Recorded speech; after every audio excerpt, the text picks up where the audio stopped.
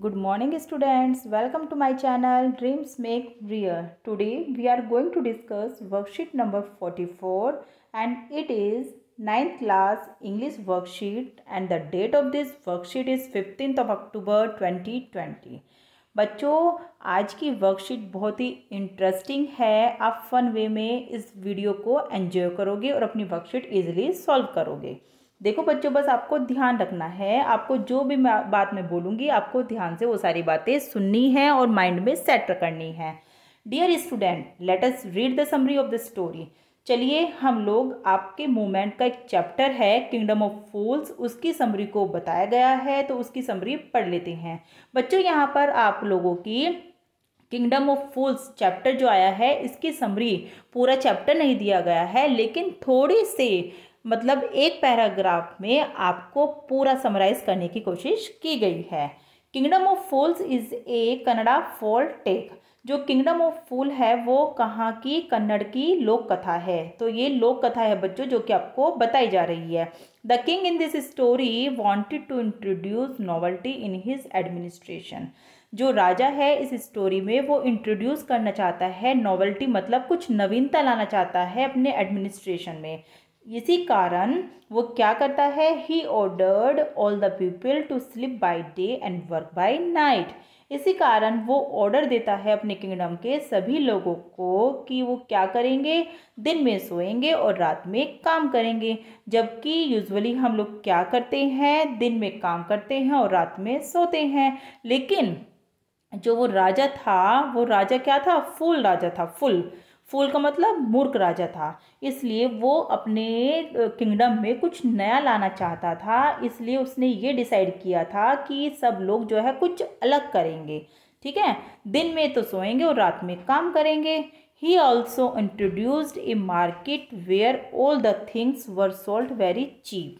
उसने एक मार्केट भी इंट्रोड्यूस किया था जहाँ पर सारी ही चीज़ें, ऑल थिंग्स का मतलब सारी चीज़ें वर सोल्ड बेची जाती थी, वेरी चीप। चीप का मतलब सस्ती।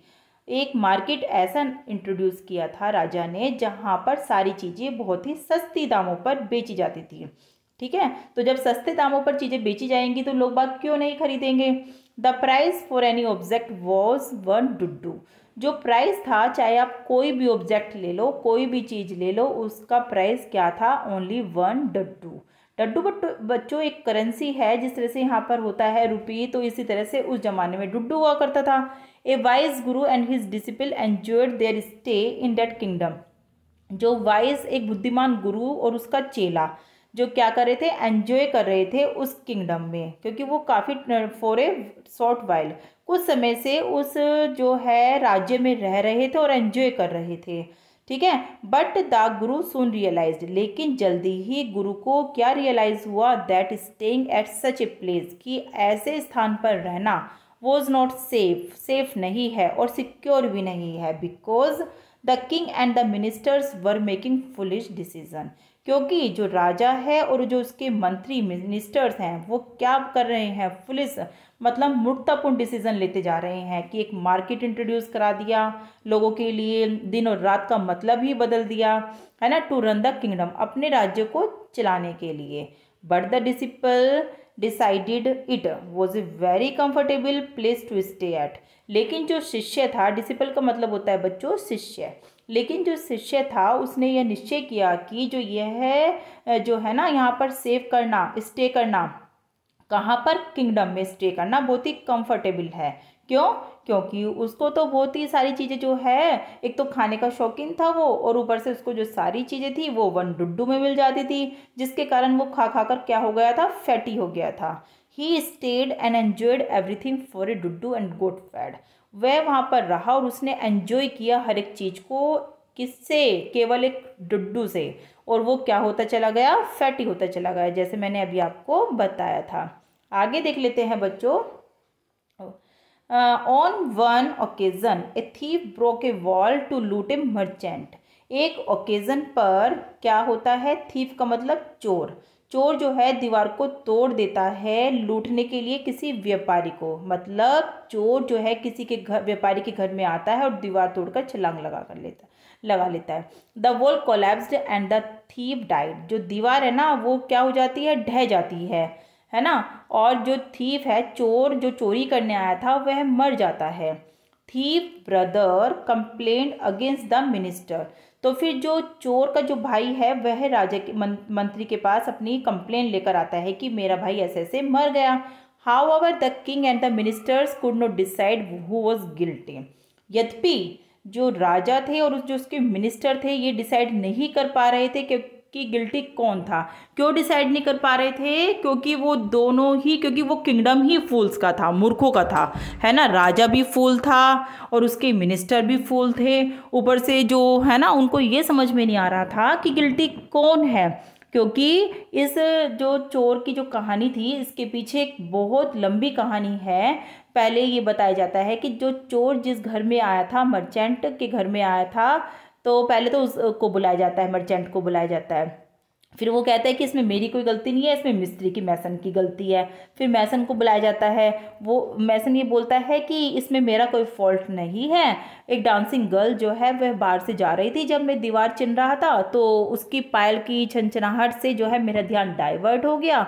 तो फिर उस डांसिंग गर्ल को बुलाया जाता है। डांसिंग गर्ल ये कहती है कि मेरी इसमें कोई गलती नहीं है, मैं तो गोल्ड स्मिथ यानी कि सुनार के पास जा रही थी, क्योंकि सुनार जो है वो मेरे जेवर नहीं दे रहा था और वो किसी से शादी के काम में लगा हुआ था। तो इस तरह से एक के बाद एक के बाद एक दूसरे को दोषी ठहराया जाता है और डिसाइड ही नहीं कर पाते हैं कि आखिरकार गिल्टी कौन है। ठीक है बच्चों, समझ में आई आपको? थोड़ा सा पूरी जो चैप्टर की समरी है ये मैंने आपको थोड़े से सेंटेंस के अकॉर्डिंग थोड़ी सी मतलब बहुत ही ब्रीफली आपको समझाने की कोशिश की है ताकि आपको कुछ समझ में आ जाए। ठीक है। They just decided someone must be punish to death. तो उन्होंने ये डिसाइड किया कि किसी को तो फांसी पर पनिश किया जाना चाहिए, किसी को तो मृत्यु दी ही जानी चाहिए, because the size of the stake was too large. इसलिए उन्होंने क्या किया, फांसी का फंदा तैयार कर लिया। स्टेक का मतलब होता है फांसी का फंदा। ठीक है। So to see that punishment was given to someone, the disciple was arrested to be put on stake. Disciple no fault of his. तो इसी बात को देखते हुए कि पनिशमेंट किसी न किसी को तो दिया ही जाना है, डिसिपल जो शिष्य है गुरु का, उसको अरेस्ट कर लिया जाता है। क्यों अरेस्ट कर लिया जाता है? क्योंकि जो फांसी का जो फंदा उन लोगों ने तैयार किया था, राजा और मिनिस्टर ने, वो बहुत ही बड़ा था और जो जो डिसिपल था, शिष्य था, वो बहुत ही फैटी था, है ना। तो उस फंदे में और कोई फिट नहीं हो पा रहा था, केवल ये डिसिपल ही फिट हो पा रहा था। तो इन लोगों ने बिना किसी फॉल्ट के डिसिपल के उसको अरेस्ट कर लिया। Luckily the wise Guru return and saved his disciple by making a clever plan. तो तभी लकीली देखिए जो वाइज गुरु है, जो उसको छोड़कर चले जाते हैं, वो वापस आ जाते हैं और अपने डिसिपल, अपने शिष्य की लाइफ को बचा लेते हैं। किससे? क्योंकि एक क्लेवर जो प्लान है ना वो उनके दिमाग में आता है एकदम। तो वो सोचते हैं, युक्ति आती है उनके दिमाग में कि वो अपने शिष्य को कैसे बचाएंगे। The king and the minister hung themself after releasing the guru and the disciple. तो इसमें क्या होता है कि राजा और जो उसके मंत्री होते हैं ये अपना आप को फांसी पर लगा लेते हैं। ठीक है। और गुरु और डिसिपल को छोड़ देते हैं। तो बच्चों इसमें आपको जो गुरु की जो ट्रिक है वो नहीं बताई, मैं बता देती हूँ। गुरु की ट्रिक ये थी कि गुरु ने ये प्लान किया था, ये कहा था कि जो फांसी का फंदा तैयार किया है आप लोगों ने, जो इस फांसी के फंदे पर सबसे पहले लटकेगा या चढ़ेगा वो अगली बार इसका राज्य का राजा बनेगा। ठीक है। तो इस बात को सुनकर राजा और उसके मंत्री जो है अपने आप से फांसी के फंदे पर लटक गए। राजा ने सोचा कि अब इस बार तो मैं किंग हुई, मैं अगली बार भी किंग बनना चाहता हूँ। तो इसीलिए गुरु और डिसिपल छोड़ दिए जाते हैं। देखो वो कितना मूर्ख था कि उसको कोई कुछ भी कह देता था, वो उसी बात को मान लेता था। ठीक है। द पीपल क्राउन द गुरु। फिर जो लोग थे उस राज्य के वो उसको ताज बना देते हैं, क्राउन बनाते हैं गुरु को, and the disciple as the new king and the minister. और जो शिष्य थे वो नया राजा और मिनिस्टर इस तरह से बन जाते हैं, क्योंकि जो इस टाइम राजा और मंत्री थे वो तो फांसी पर चढ़ जाते हैं। तो उसके बाद गुरु और डिसिपल को ही क्या बनाया जाता है, राजा और मंत्री, अगले राजा और मंत्री चुने जाते हैं वो लोग। तो बच्चों आई होप आपको मेरी जो ये स्टोरी है, ब्रीफ स्टोरी है, ये अच्छे से समझ में आई होगी, है ना। तो अब हम लोग क्या करेंगे, इसके मोमेंट्स के जो चैप्टर है इसके कुछ क्वेश्चंस दिए हुए हैं, ये क्वेश्चंस भी कर लेंगे। ठीक है बच्चों, देख लेते हैं क्वेश्चन क्या क्या है हमारे। What new schemes did the idiot king introduce in his state. कौन सी नई स्कीम थी जो इडियट मूर्ख राजा ने इंट्रोड्यूस की थी अपने राज्य में। बताइए बच्चों कौन कौन सी थी वो। यही थी ना कि जो राज्य के लोग हैं वो दिन में क्या करेंगे, दिन में सोएंगे और रात को काम करेंगे।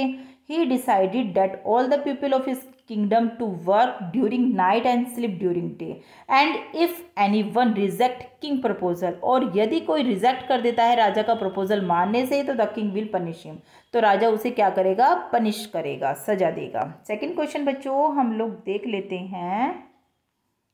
Why did the disciple decide to stay a while the guru decided it was not safe? शिष्य जो है क्यों डिसाइड करता है कि वो यहीं पर रहेगा, जबकि गुरु जो है डिसाइड करते हैं कि वो सेफ नहीं है ये प्लेस, है ना। The guru did not think it wise to stay in kingdom. गुरु को तो ये लगता था कि यहाँ इस राज्य में रहना, मूर्खों के राज्य में रहना बुद्धिमान नहीं है, लेकिन disciple stayed on because everything was cheap there. लेकिन जो शिष्य था वो वहीं पर रहा क्योंकि वहाँ पर बहुत ही सब कुछ सस्ता था। The price of any object was only 1 Duddu. जो प्राइस था, मूल्य था किसी भी ऑब्जेक्ट का, वह केवल 1 डुड्डू था। ठीक है, second question is there, how did the disciple realize his mistake. शिष्य को अपनी गलती का एहसास कैसे होता है। हाउ का मतलब कैसे होता है। The disciple realized his mistake when he was arrested despite no fault of his. जब उसे अरेस्ट कर लिया जाता है बिना उसकी गलती के, तब उसे अपनी गलती महसूस होती है। देन ही रिमेंबर हिज गुरु, फिर वो अपने गुरु को याद करता है, और देखो गुरु आ भी जाते हैं उसका जीवन बचाने के लिए, है ना, गुरु के वर्ड्स उसे याद आते हैं। And disciple realized his mistake, और फिर उस टाइम जो शिष्य है, डिसिपल है, उसे अपनी मिस्टेक को रियलाइज होती है कि हाँ मैंने गलती की है, इस किंगडम में रहकर मुझे अपने गुरु के साथ चले जाना चाहिए था। फोर्थ क्वेश्चन बच्चों देख लेते हैं। Which clever tricks did the guru play to save his disciple. कौन सी वो चतुर ट्रिक थी जिसके कारण जो गुरु है अपने डिसिपल की लाइफ बचाने में कामयाब हो जाते हैं। देखिए, the Guru played a clever plan और ट्रिक। जो गुरु है वो एक क्या करते हैं, एक चतुर प्लान और ट्रिक अपनाते हैं। द गुरु डिक्लेयर्स करते हैं that he wants to be executed before his disciple. वो क्या कहते हैं कि मैं अपने शिष्य से पहले फांसी पर चढ़ जाना चाहता हूँ। Because the person who is executed first, क्योंकि वही आदमी जो सबसे पहले इस फांसी के फंदे पर लटकेगा, will be crowned as a king, उसे एक राजा के रूप में ताज पहनाया जाएगा। In this way the foolish king dies. इस तरह से वो राजा सोचता है कि तो फिर तो मैं ही चढ़ जाता हूँ फांसी के फंदे पर। जो मूर्ख राजा होता है वह मर जाता है। And the guru succeed to save his disciple life. और जो गुरु होते हैं वो कामयाब हो जाते हैं अपने शिष्य के जीवन को बचाने के लिए। तो इस तरह से बच्चों ये देखिए, ये आपके चारों क्वेश्चन आंसर हैं, आप लोग इसको कर लोगे। उसके बाद हम इसमें एक पार्ट और दिया है तो वो भी देख लेते हैं क्या है। वो टिक द करेक्ट ऑप्शन वाले हैं बच्चों, बहुत ही ईजी हैं, don't worry. Who was hanged by the executioner at night. क्या आ जाएगा इसका बच्चों, एट ना इट। तो रात में फांसी पर किसको लटकाया गया था, किंग एंड द मिनिस्टर को। लास्ट में तो राजा और जो उसका मंत्री था उनको ही फांसी के फंदे पर लटक गए थे, वो अपना आप ही लटकाया क्या गया था, खुद ही लटक गए थे, है ना। How many people were considered to be punished. कितने लोगों को पनिश्ड करने के बारे में सोचा गया था, बताइए। 4 लोग थे। वो कितने थे, 4। कौन कौन थे, सबसे पहले तो मर्चेंट जिसका घर था, फिर कौन थे, मैसन को बुलाया गया, फिर डांसिंग गर्ल, और फिर सबसे लास्ट में गोल्ड स्मिथ। तो 4 पर्सन आ जाएगा, 4 इसका आंसर आ जाएगा। पहले का आंसर हो जाएगा 4, बी का आंसर आ जाएगा 1। Why did the king decide to hang the disciple. राजा क्यों डिसाइड करता है कि शिष्य को फांसी पर लटकाया जाए, क्यों बताइए बच्चों। बिकॉज ही वॉज फैट, क्योंकि वो मोटा ताजा था और वो फांसी का फंदा उसके अकॉर्डिंग फिट था। यही तो बताया मैंने अभी आपको ब्रीफ समरी में ऊपर। Who became the new king and the minister of the kingdom. फिर लास्ट में राज्य के नए मंत्री और राजा कौन बने थे बच्चों, बताइए। गुरु एंड द डिसिपल। राजा और उसका शिष्य।